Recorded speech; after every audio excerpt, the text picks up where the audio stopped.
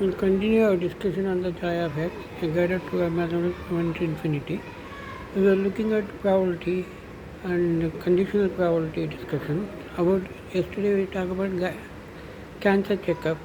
So we'll see the another context to see that how this kind of discussion enters in our life. Okay.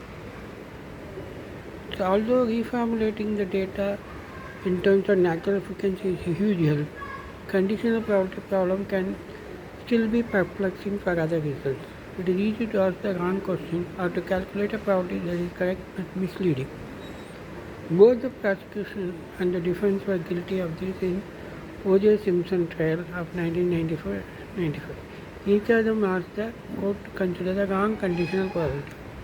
The prosecution spent the first 10 days of the trial introducing evidence that O.J. had a history of violence towards his ex-wife, Nicola Brown. He had allegedly battered her, thrown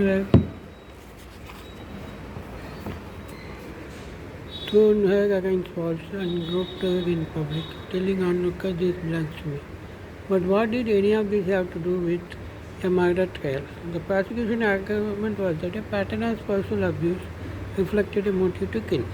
As one of the prosecutors put it, a slap is prelude of homicide. Alan Douglas countered for the defense, arguing that even if the allegation of domestic violence is true, they are irrelevant and should not be inadmissible. He later wrote, "We know we could prove, if we had to, that an infinitesimal percentage of, certainly fewer than 1 in 2,500, of men who slap or beat their domestic partners go on to murder them."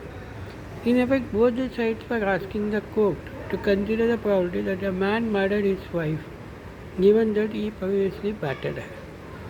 But as the statistician I.J. Good pointed out, that this is not a right number to look at. The real question is, what is the probability that a man murdered his wife's wife, given that he previously battered her and she was murdered by someone? The conditional probability turns out to be very far from 1 in 2,500. To see why, imagine a sample of 1 lakh battered women. Granting there was murder number of 1 in 2,05,000, we expect about 40 of these women to be murdered by their officers in a given year, since 1 lakh divided by 2,000 equals 50.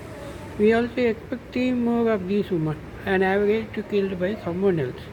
This estimate is based on the statistics reported by FBI for women murdered in 1992. So out of the 43 murder victims altogether, 40 of them were killed by the batterer.